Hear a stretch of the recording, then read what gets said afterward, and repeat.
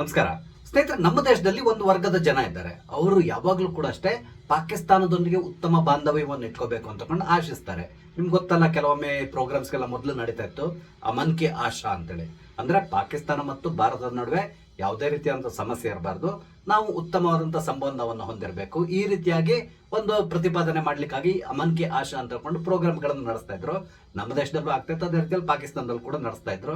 ಸಾಮಾನ್ಯವಾಗಿ ಸಂಗೀತಗಾರರು ಇಲ್ಲಿಂದ ಅಲ್ಲಿ ಹೋಗ್ತಾ ಇದ್ರು, ಅಲ್ಲಿಂದ ಇಲ್ಲಿ ಬಂದು ಹಾಡು ಹೇಳ್ತಾ ಇದ್ರು. ಈ ರೀತಿ ನಡೀತಾ ಇತ್ತು. ಈಗ ಪುನಃ ಇದೇ ರೀತಿಯಾದಂತಹ ಸಂಬಂಧವನ್ನ ಪುನರ್ ಸ್ಥಾಪಿಸಬೇಕು.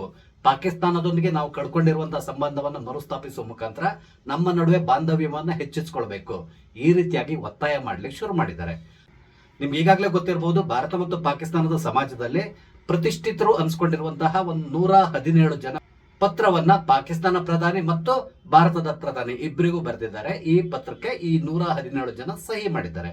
ಇವರು ಹೇಳ್ತಾ ಇರೋದು ಏನಂತ ಹೇಳಿದ್ರೆ, ನಮ್ಮ ಎರಡು ದೇಶಗಳ ನಡುವಿನ ಸಂಬಂಧವನ್ನ ಉತ್ತಮ ಪಡಿಸ್ಕೋಬೇಕು. ಈಗ ಇರುವಂತಹ ಈ ಮುನಿಸೇನಿದೆ ಅದನ್ನ ಬಿಟ್ಟು ನಾವು ಜೊತೆಯಾಗಿ ಮುಂಸಾಗಬೇಕು. ಈ ರೀತಿಯಾಗಿ ಹೇಳ್ತಾ ಇದ್ದಾರೆ. ಹಾಗಾದ್ರೆ ಇವರು ಈ ರೀತಿ ಹೇಳಲಿಕ್ಕೆ ಕಾರಣ ಏನು?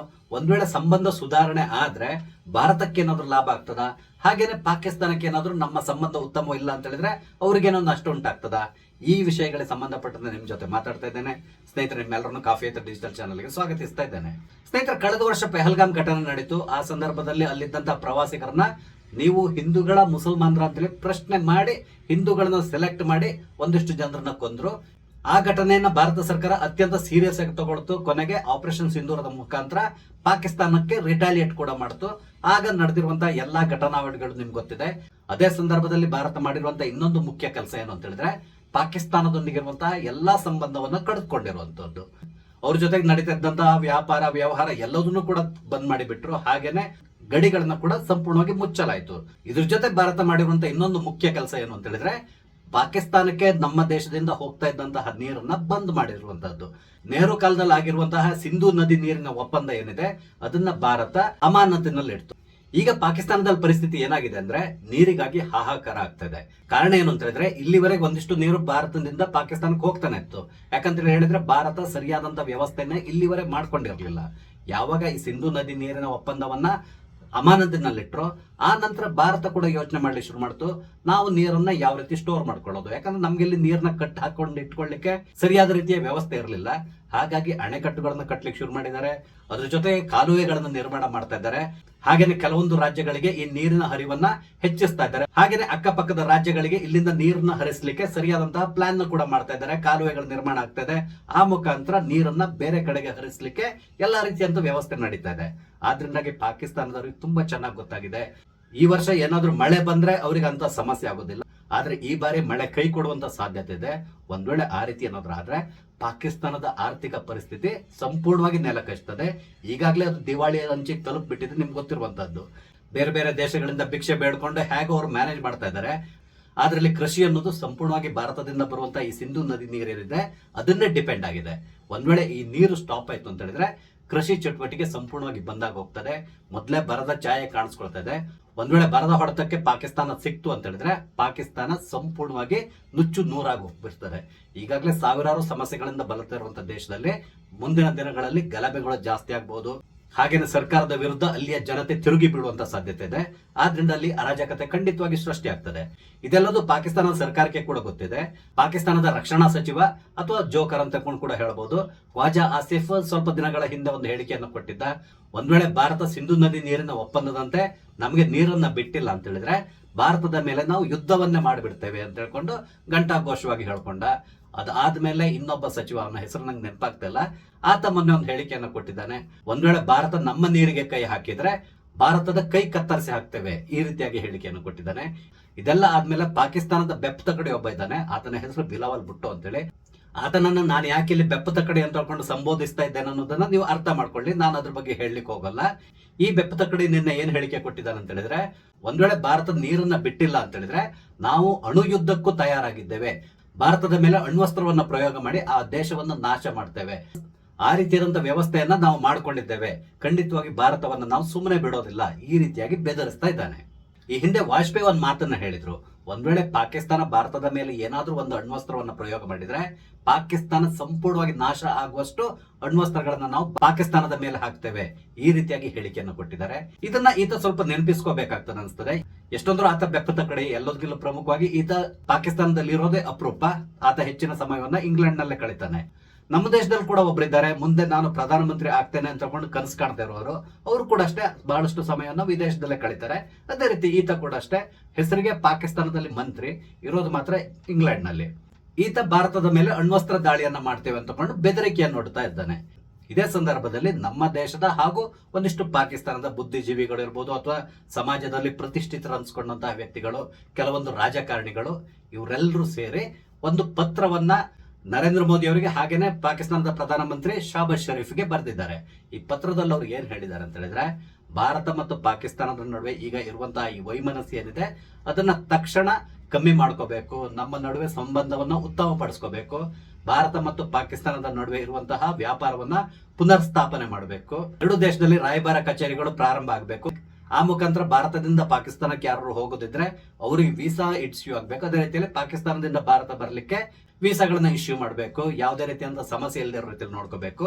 ಹಾಗೇನೆ ಅಠಾರಿ ವಾಘಾ ಬಾರ್ಡರ್ ಏನಿದೆ ಅದನ್ನ ಓಪನ್ ಮಾಡಿ ವ್ಯವಹಾರಗಳು ಆ ಗಡಿಯ ಮುಖಾಂತರ ನಡೆಯುವ ರೀತಿಯಲ್ಲಿ ನೋಡ್ಕೋಬೇಕು ಅಂತ ಕೂಡ ಕೇಳ್ಕೊಂಡಿದ್ದಾರೆ. ಭಾರತ ಮತ್ತು ಪಾಕಿಸ್ತಾನದ ನಡುವೆ ವಿಮಾನಗಳ ಹಾರಾಟ ಪ್ರಾರಂಭ ಆಗಬೇಕು, ಅದ್ರ ಜೊತೆಗೆ ಎರಡು ದೇಶಗಳ ನಡುವೆ ಪ್ರವಾಸಿಗರ ಓಡಾಟ ಹೆಚ್ಚಾಗಬೇಕು ಅಂತೇಳಿ ಹೇಳಿದ್ದಾರೆ. ನಂತರ ಈ ಹಿಂದೆ ಶ್ರೀನಗರ ಮತ್ತು ಮುಜಫರಾಬಾದ್ ನಡುವೆ ಬಸ್ ಸೇವೆ ಇತ್ತು, ಆ ಬಸ್ ಸೇವೆಯನ್ನ ಪುನರ್ ಆರಂಭಿಸಬೇಕು ಅಂತ ಹೇಳಿದ್ದಾರೆ. ಹಾಗೇನೆ ವ್ಯಾಪಾರ ವಹಿವಾಟುಗಳು ಕೂಡ ಪ್ರಾರಂಭ ಆಗಬೇಕು, ಈ ರೀತಿಯಾಗಿ ಈ ಪತ್ರದಲ್ಲಿ ಬರೆದಿದ್ದಾರೆ. ಇದೆಲ್ಲದರ ಜೊತೆ ಇನ್ನೊಂದು ಮುಖ್ಯವಾದಂತಹ ವಿಷಯವನ್ನು ಅವರು ಮೆನ್ಷನ್ ಮಾಡ್ಲಿಕ್ಕೆ ಮರಿಲಿಲ್ಲ. ಅದೇನು ಅಂತ ಹೇಳಿದ್ರೆ, ಈ ಸಿಂಧು ನದಿ ನೀರಿನ ಹಂಚಿಕೆ ಒಪ್ಪಂದ ಏನಿದೆ ಅದನ್ನ ಈಗ ಭಾರತ ಅಮಾನತಿನಲ್ಲಿ ಇಟ್ಟಿದೆಯಲ್ಲ, ಅದನ್ನ ಪುನರ್ ಸ್ಥಾಪನೆ ಮಾಡಬೇಕು, ಪಾಕಿಸ್ತಾನಕ್ಕೆ ನೀರನ್ನ ಬಿಡಬೇಕು, ಆ ಮುಖಾಂತರ ಆ ದೇಶದ ಜನರ ಬಗ್ಗೆ ನಾವು ಅನುಕಂಪವನ್ನು ತೋರಬೇಕು, ಈ ರೀತಿಯಾಗಿ ಪತ್ರದಲ್ಲಿ ಬರೆದಿದ್ದಾರೆ. ಅಂದ್ರೆ ಇಲ್ಲಿ ಇವ್ರು ಹೇಳ್ತಾ ಇರೋದು ಏನು ಅಂತ ಹೇಳಿದ್ರೆ, ಭಾರತ ಮತ್ತು ಪಾಕಿಸ್ತಾನದ ಪ್ರಧಾನಮಂತ್ರಿಗಳು ಒಟ್ಟಾಗಿ ಕೂತ್ಕೊಂಡು ಒಂದು ಟೀ ಕುಡ್ಕೊಂಡು ಅಥವಾ ಊಟ ಮಾಡ್ಕೊಂಡು ಮಾತಾಡ್ಕೊಂಡು ಎಲ್ಲಾ ಸಮಸ್ಯೆಗಳನ್ನ ಬಗೆಹರಿಸ್ಕೋಬೇಕು ಅಂತೇಳಿ ಹೇಳಿದ್ದಾರೆ. ಆದ್ರೆ ಈ ಪತ್ರದಲ್ಲಿ ಅವರು ಎಲ್ಲಿಯೂ ಕೂಡ ಪಾಕಿಸ್ತಾನಿ ಪ್ರಧಾನಿಗೆ ನೀವು ಭಯೋತ್ಪಾದಕರನ್ನ ಹುಟ್ಟು ಹಾಕ್ತಾ ಇದ್ದೀರಲ್ಲ, ಅವರ ಶಿಬಿರಗಳನ್ನ ನಡೆಸ್ತಾ ಇದ್ದೀರಲ್ಲ, ಆ ಶಿಬಿರಗಳನ್ನ ಕ್ಲೋಸ್ ಮಾಡಿ ಭಾರತಕ್ಕೆ ಬೇಕಿರುವಂತಹ ಮೋಸ್ಟ್ ವಾಂಟೆಡ್ ಭಯೋತ್ಪಾದಕರು ಯಾರೆಲ್ಲ ಇದ್ದಾರೋ ಅವರೆಲ್ಲರನ್ನು ಭಾರತಕ್ಕೆ ಹ್ಯಾಂಡ್ ಓವರ್ ಮಾಡಿ ಆ ಮುಖಾಂತರ ಶಾಂತಿ ಸ್ಥಾಪನೆಗೆ ಸಹಕಾರ ಕೊಡಿ ಅಂತ ತಗೊಂಡು ಎಲ್ಲಿಯೂ ಮೆನ್ಷನ್ ಮಾಡಲಿಲ್ಲ. ಈ ಮುಖ್ಯ ವಿಷಯವನ್ನ ಬಿಟ್ಟು ಬೇರೆ ಎಲ್ಲ ವಿಷಯದ ಬಗ್ಗೆ ಅವರು ಮಾತಾಡಿದ್ದಾರೆ. ಆಕ್ಚುಲಿ ಸಮಸ್ಯೆ ಇರೋದು ಕೂಡ ಅಲ್ಲೇ, ಅದ್ರ ಬಗ್ಗೆ ಅವರು ಚಕಾರ ಎತ್ತಲಿಲ್ಲ. ಈ ಪತ್ರಕ್ಕೆ ಸಹಿ ಹಾಕಿದವರು ಯಾರೆಲ್ಲ ಕೇಳಿದ್ರೆ, ಸಾಮಾನ್ಯವಾಗಿ ಪಾಕಿಸ್ತಾನದ ಪರವಾಗಿ ಆಗಾಗ ಮಾತಾಡ್ತಾ ಇರುವಂತಹ ಮಣಿಶಂಕರ್ ಅಯ್ಯರ್ ಇಲ್ಲಿ ಪ್ರಮುಖರಾಗಿದ್ದಾರೆ. ಜಮ್ಮು ಕಾಶ್ಮೀರದ ಮಾಜಿ ಮುಖ್ಯಮಂತ್ರಿ ಆಗಿರುವಂತಹ ಫಾರೂಕ್ ಅಬ್ದುಲ್ಲಾ, ಹಾಗೇನೆ ಮೆಹಬೂಬಾ ಮುಫ್ತಿ ಅವರು ಕೂಡ ಸಹಿ ಮಾಡಿದ್ದಾರೆ. ಹಾಗೇನೆ ಮೊದಲಿಂದಲೂ ಕೂಡ ಅಷ್ಟೇ ಪಾಕಿಸ್ತಾನದ ಪರವಾಗಿ ಮಾತಾಡ್ತಾ ಇರುವಂತಹ ಹಲವಾರು ಗಣ್ಯರು ಈ ಪತ್ರಕ್ಕೆ ಸಹಿ ಮಾಡಿದ್ದಾರೆ. ಅದ್ರ ಜೊತೆ ಪಾಕಿಸ್ತಾನದ ಒಂದಿಷ್ಟು ಜನ ಬುದ್ಧಿವಂತರು ಅನ್ಸ್ಕೊಂಡವರು ಕೂಡ ಈ ಪತ್ರಕ್ಕೆ ಸಹಿ ಹಾಕಿದ್ದಾರೆ. ಇವರೆಲ್ಲರ ಇಂಟೆನ್ಷನ್ ಏನು ಅಂತ ಹೇಳಿದ್ರೆ, ಭಾರತ ಮತ್ತು ಪಾಕಿಸ್ತಾನದ ನಡುವೆ ಸಂಬಂಧ ಉತ್ತಮ ಆಗಬೇಕು, ವ್ಯಾಪಾರ ವ್ಯವಹಾರ ಪುನಃ ಪ್ರಾರಂಭ ಆಗಬೇಕು, ಆ ಮುಖಾಂತರ ಎರಡು ದೇಶದ ನಡುವಿನ ಸಂಬಂಧ ಸುಧಾರಿಸಬೇಕು, ಈ ರೀತಿಯಾಗಿ ಅವರು ಈ ಪತ್ರದಲ್ಲಿ ಹೇಳ್ಕೊಂಡಿದ್ದಾರೆ. ಆದ್ರೆ ಭಾರತಕ್ಕೆ ಇದಕ್ಕೆ ಒಪ್ತದ ಕೇಳಿದ್ರೆ ಖಂಡಿತವಾಗಿ ಒಪ್ಪಲ್ಲ. ಯಾಕಂತ ಹೇಳಿದ್ರೆ ಭಾರತ ಈಗ ಸಂಪೂರ್ಣವಾಗಿ ಬದಲಾಗಿದೆ. 2014 ಮೊದಲು ಯಾವ ರೀತಿ ಇತ್ತು ಅಂತ ಹೇಳಿದ್ರೆ, ಭಾರತ ಅಲ್ಲಿಂದ ಅವರು ಭಯೋತ್ಪಾದಕರನ್ನ ಕಳಿಸ್ತಾ ಇದ್ರು, ದಿನಂಪ್ರತಿ ಅನ್ನುವ ರೀತಿಯಲ್ಲಿ ಜಮ್ಮು ಕಾಶ್ಮೀರದಲ್ಲಿ ಸಿಕ್ಕವ್ರನ್ನ ಕೊಲ್ತಾ ಇದ್ರು. ಅಲ್ಲಿ ಏನಾದ್ರು ಚುನಾವಣೆ ಮಾಡ್ತೇವೆ ಅಂತ ಹೇಳಿದ್ರೆ ಯಾರೆಲ್ಲ ಚುನಾವಣೆಗೆ ನಿಂತಿದ್ದಾರೋ ಅವ್ರನ್ನ ಹುಡುಕಿ ಕೊಲ್ತಾ ಇದ್ರು. ಹಾಗೇನೆ ದೇಶದಾದ್ಯಂತ ಸ್ಫೋಟಗಳು ನಡೀತಾ ಇತ್ತು. ಇದೆಲ್ಲದರ ಹಿಂದಿದ್ದು ಇದೇ ಪಾಕಿಸ್ತಾನದ ಭಯೋತ್ಪಾದಕರು. ಮುಂಬೈ ಮೇಲೆ ನಡೆದಿರುವಂತಹ ದಾಳಿ ಗೊತ್ತಿದೆ. ಹಾಗೇನೆ ಹಲವಾರು ಟ್ರೈನ್ಗಳಲ್ಲಿ ಸ್ಫೋಟಗೊಂಡಿರೋದು, ಸಾವಿರಾರು ಜನ ಇಲ್ಲಿವರೆಗೆ ಜೀವ ತೆತ್ತಿರೋದು, ಇದೆಲ್ಲದೂ ಗೊತ್ತಿರುವಂತಹದ್ದೇ.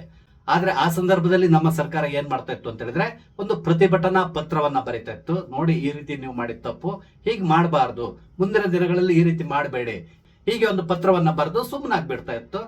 ಪಾಕಿಸ್ತಾನಿಯರಿಗೆ ಕೂಡ ತುಂಬಾ ಚೆನ್ನಾಗಿ ಗೊತ್ತಿತ್ತು, ನಾವು ಇವ್ರ ಮೇಲೆ ಎಷ್ಟೇ ದಾಳಿ ಮಾಡ್ಲಿ, ಏನ್ ಮಾಡಿದ್ರು ಕೂಡ ಇವ್ರು ಸುಮ್ಮನೆ ಇರ್ತಾರೆ, ನಮ್ಗೆ ಏನು ಮಾಡಲ್ಲ, ಈ ರೀತಿಯಾಗಿ ಧೈರ್ಯದಲ್ಲಿ ಬಹಳಷ್ಟು ಭಯೋತ್ಪಾದಕರನ್ನ ಭಾರತದೊಳಗೆ ಕಳಿಸ್ತಾ ಇದ್ರು. ಅವ್ರು ಇಲ್ಲಿ ತಮ್ಮ ಕಾಯಕವನ್ನ ಮುಂದುವರ್ಸ್ಕೊಂಡು ಹೋಗ್ತಾ ಇದ್ರು. ಆದ್ರೆ 2014 ನಂತರ ಭಾರತ ಸಂಪೂರ್ಣವಾಗಿ ಬದಲಾಗಿದೆ. ಒಂದ್ ವೇಳೆ ಪಾಕಿಸ್ತಾನಿ ಭಯೋತ್ಪಾದಕರು ಭಾರತದಲ್ಲಿ ಏನಾದ್ರೂ ದಾಂಧಲೆ ಮಾಡಿದ್ರೆ ತಕ್ಷಣ ಪಾಕಿಸ್ತಾನದ ಮೇಲೆ ಭಾರತ ದಾಳಿಯನ್ನು ನಡೆಸ್ತಾ ಇದೆ. ಇದು ಭಾರತ ಹೇಗೆ ಬದಲಾಗಿದೆ ಅನ್ನೋದನ್ನ ತೋರಿಸ್ತಾ ಇದೆ. ಆದ್ರೆ ಕೆಲವರಿಗೆ ಇದನ್ನ ಸಹಿಸ್ಕೊಳ್ಳಿಕ್ ಆಗ್ತಾ ಇಲ್ಲ. ಈ ರೀತಿಯಾಗಿ ನಾವು ಪಾಕಿಸ್ತಾನದ ಮೇಲೆ ದಾಳಿ ನಡೆಸುವಂತಹದ್ದು, ಅಥವಾ ಪಾಕಿಸ್ತಾನಕ್ಕೆ ನಾವು ನೀರನ್ನ ಬಂದ್ ಮಾಡಿದ್ದೀವಲ್ಲ, ಇದರಿಂದಾಗಿ ಅಲ್ಲಿಯ ಜನರು ಸಾಯ್ತಾ ಇದ್ದಾರೆ ಅಂತ ಹೇಳಿ ಇಲ್ಲಿ ಕನಿಕರ ತೋರಿಸುವಂತಹ ಒಂದು ದೊಡ್ಡ ಗುಂಪೇ ಇದೆ. ಆ ಗುಂಪಿನವರು ಎಲ್ಲರೂ ಸೇರಿ ಈಗ ಈ ರೀತಿಯಾಗಿ ಪತ್ರವನ್ನ ಬರೆದಿದ್ದಾರೆ. ನಿಮ್ಗೆ ಇನ್ನೊಂದು ವಿಷಯ ಗೊತ್ತಿರಬಹುದು, ಕಳೆದ ವರ್ಷ ಈ ಪಹಲ್ಗಾಮ್ ಘಟನೆ ನಡೀತಲ್ಲ, ಅದಾದ್ಮೇಲೆ ಭಾರತ ಸಿಂಧು ನದಿ ನೀರನ್ನ ಬಂದ್ ಮಾಡಿದ ತಕ್ಷಣ ಕಮ್ಯುನಿಸ್ಟರು ಕೋಲ್ಕತ್ತಾದಲ್ಲಿ ಒಂದು ಪ್ರತಿಭಟನೆಯನ್ನು ನಡೆಸಿದ್ರು. ಭಾರತ ಅಲ್ಲಿಯ ಜನತೆ ಬಗ್ಗೆ ಸಹಾನುಭೂತಿಯನ್ನು ತೋರ್ಬೇಕು. ಈ ಹಿಂದೆ ಪಾಕಿಸ್ತಾನಕ್ಕೆ ಭಾರತದಿಂದ ಯಾವ ರೀತಿ ನೀರು ಹರಿದೋಗ್ತಾ ಇತ್ತೋ ಅದೇ ರೀತಿಯಲ್ಲಿ ನೀರು ಹರಿದೋಗ್ಬೇಕು. ಯಾವುದೇ ಕಾರಣಕ್ಕೆ ನೀರನ್ನ ಬಂದ್ ಮಾಡಬಾರ್ದು. ಇದು ಅಕ್ಷಮ್ಯ ಅಪರಾಧ. ನಾವು ಸ್ವಲ್ಪ ಮಾನವೀಯತೆಯನ್ನು ತೋರಿಸಬೇಕು. ಈ ರೀತಿಯಾದಂತಹ ಹೇಳಿಕೆಗಳನ್ನು ಕೊಟ್ಟಿದ್ದಾರೆ ಅಥವಾ ಘೋಷಣೆಗಳನ್ನು ಕೂಗಿದ್ದಾರೆ, ಪ್ರತಿಭಟನೆಯನ್ನು ಕೂಡ ನಡೆಸಿದ್ದಾರೆ. ಆದ್ರೆ ಸರ್ಕಾರ ಇವರ ಮಾತಿಗೆ ಕಿವಿ ಕೊಡ್ಲಿಲ್ಲ. ಹಾಗಾಗಿ ಈಗ ಇವರೆಲ್ಲರೂ ಸೇರಿ ಭಾರತ ಮತ್ತು ಪಾಕಿಸ್ತಾನದ ನಡುವೆ ಒಂದು ಸಂಧಾನವನ್ನ ನಡೆಸಲಿಕ್ಕೆ ಹೊರಟಿದ್ದಾರೆ ಅನ್ಸ್ತದೆ. ಆದ್ರೆ ಅದಕ್ಕೆ ಭಾರತ ಸರ್ಕಾರ ಖಂಡಿತವಾಗಿ ಒಪ್ಪಲ್ಲ. ಈಗಾಗಲೇ ಅದಕ್ಕೆ ಸಂಬಂಧಪಟ್ಟಂತೆ ಭಾರತ ಸರ್ಕಾರ ಹೇಳಿಕೆಯನ್ನು ಕೊಟ್ಬಿಟ್ಟಿದೆ, ನಾವು ಯಾವುದೇ ಕಾರಣಕ್ಕೆ ಪಾಕಿಸ್ತಾನದೊಂದಿಗೆ ಮಾತುಕತೆಯನ್ನ ನಡೆಸೋದಿಲ್ಲ ಅಂತೇಳಿ. ಇಲ್ಲಿ ಇನ್ನೊಂದು ವಿಷಯವನ್ನ ನಾವು ಯೋಚನೆ ಮಾಡ್ಬೇಕಾಗ್ತದೆ. ಒಂದ್ ವೇಳೆ ಭಾರತ ಮತ್ತು ಪಾಕಿಸ್ತಾನ ನಡುವೆ ಸಂಬಂಧ ಸುಧಾರಿಸಿದ್ರೆ ಅದರಿಂದ ಪಾಕಿಸ್ತಾನಕ್ಕೆ ಲಾಭ ಆಗ್ತದ ಅಥವಾ ಭಾರತಕ್ಕೆ ಲಾಭ ಆಗ್ತದ? ಈ ರೀತಿಯಾಗಿ ನಾವು ಯೋಚನೆ ಮಾಡಿದ್ರೆ ಖಂಡಿತವಾಗಿ ಭಾರತಕ್ಕೆ ಯಾವುದೇ ರೀತಿಯಾದ ಉಪಯೋಗ ಇಲ್ಲ, ನಷ್ಟವೇ ಜಾಸ್ತಿ. ಆದ್ರೆ ಪಾಕಿಸ್ತಾನಕ್ಕೆ ಭರಪೂರ ಲಾಭ ಇದರಿಂದ ಸಿಗ್ತದೆ. ಇದು ಈ ಮಹಾನುಭಾವರಿಗೂ ಕೂಡ ಗೊತ್ತಿದೆ. ಆದ್ರೆ ಇವರು ಯಾವಾಗಲೂ ಕೂಡ ಅಷ್ಟೇ ಪಾಕಿಸ್ತಾನದ ಪರವಾಗಿ ಸ್ವಲ್ಪ ವಾಲ್ಕೊಂಡಿರುವಂತವ್ರು. ಇವರು ಈ ರೀತಿ ಬರೆದು ಇನ್ಯಾರು ಬರೀತಾರೆ ಹೇಳಿ? ಈಗ ಪಾಕಿಸ್ತಾನದ ಪರಿಸ್ಥಿತಿ ಏನಾಗಿದೆ ಅಂತ ಹೇಳಿದ್ರೆ, ಅವರಿಗೀಗ ಅಲ್ಲಿ ಮೆಡಿಸಿನ್ ಕೂಡ ಸಿಗ್ತಾ ಇಲ್ಲ, ನೀರ್ ಬಿಡಿ ಹಾಗೂ ಹೋಗ್ತಾ ಇಲ್ಲ. ಅದಾದ ನಂತರ ಅವ್ರಿಗೆ ಬೇಕಾದಂತ ತರಕಾರಿ, ಹಣ್ಣು, ಹಂಪಲ ಎಲ್ಲದೂ ಕೂಡ ಭಾರತದಿಂದ ಹೋಗ್ತಾ ಇತ್ತು. ಆದ್ರೆ ಈಗ ಅದೆಲ್ಲದೂ ಕೂಡ ಸಂಪೂರ್ಣವಾಗಿ ಸ್ಟಾಪ್ ಆಗೋಗಿದೆ. ಆ ದೇಶದಲ್ಲಿ ಏನ್ ಬೆಳಿತಾರೆ, ಏನು ಉತ್ಪಾದನೆ ಮಾಡ್ತಾರೆ ಎಲ್ಲದೂ ನಿಮ್ಗೆ ಗೊತ್ತಿರುವಂತದ್ದು. ಭಯೋತ್ಪಾದಕರನ್ನ ಹುಟ್ಟು ಹಾಕೋದೇ ಅವರ ಮುಖ್ಯ ಉದ್ಯೋಗ, ಮುಖ್ಯ ಇಂಡಸ್ಟ್ರಿ ಅಂತಲೇ ಹೇಳ್ಬಹುದು. ಇಂಥ ಪಾಕಿಸ್ತಾನದ ಜೊತೆಗೆ ಭಾರತ ಸಂಬಂಧವನ್ನ ಕಡ್ಕೊಂಡು ಉತ್ತಮವಾದಂತಹ ಕೆಲಸವನ್ನೇ ಮಾಡಿದೆ. ಹಾಗಾಗಿ ಯಾವಾಗಲೂ ಅಮನ್ ಕಿ ಆಶಾ ಅಂತ ಮಾತಾಡುವಂತ ಈ ಒಂದು ಗುಂಪೇನಿದೆ, ಈ ಗುಂಪು ಬರೆದಿರುವಂತ ಈ ಪತ್ರಕ್ಕೆ ನಯಾ ಪೈಸೆ ಬೆಲೆ ಇಲ್ಲ ಅಂತಕೊಂಡೆ ಹೇಳ್ಬೋದು. ಸ್ನೇಹಿತರೆ, ನಿಮ್ಗೇನ್ ಅನಿಸ್ತದೆ? ಇವರು ಪತ್ರದಲ್ಲಿ ಬರೆದಿರೋ ರೀತಿಯಲ್ಲಿ ಭಾರತ ಪಾಕಿಸ್ತಾನದೊಂದಿಗೆ ಉತ್ತಮ ಸಂಬಂಧವನ್ನ ಇಟ್ಕೋಬೇಕಾ? ಇದರಿಂದ ಭಾರತಕ್ಕೆ ಏನೋ ಲಾಭ ಆಗ್ತದಾ ಅಥವಾ ನಷ್ಟ ಆಗ್ತದಾ? ನಿಮ್ಮ ಅನಿಸಿಕೆಗಳನ್ನ ದಯವಿಟ್ಟು ಕಮೆಂಟ್ ಮುಖಾಂತರ ತಿಳಿಸಿ. ಹಾಗೆಯೇ ಇಲ್ಲಿ ನಾನು ಹಂಚ್ಕೊಂಡಂತ ವಿಷಯ ಇಷ್ಟ ಆದ್ರೆ ಲೈಕ್ ಮಾಡಿ, ಶೇರ್ ಮಾಡಿ. ದಯವಿಟ್ಟು ನನ್ನ ಚಾನಲ್ ಸಬ್ಸ್ಕ್ರೈಬ್ ಮಾಡಿ. ನಮಸ್ತೆ, ಜೈ ಹಿಂದ್.